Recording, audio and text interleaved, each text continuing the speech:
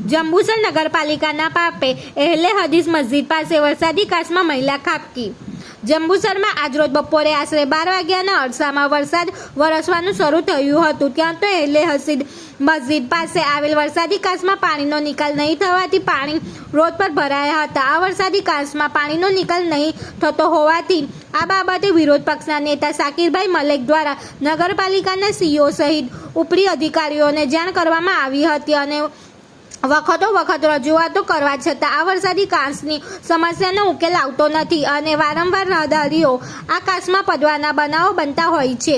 ત્યારે આજ રોજ બપોરે 12 વાગ્યાના અરસામાં એક મહિલા આ કાચમાં ખાબકી હતી, જેને આજુબાજુના દુકાનદારો અને રાહદારીઓની મદદથી ઊભી કરવામાં આવી હતી। વહેલી તકે આ વરસાદી કાચના પાણીના નિકાલની સમસ્યા હલ થાય તેમ જનતા ઈચ્છી રહી છે।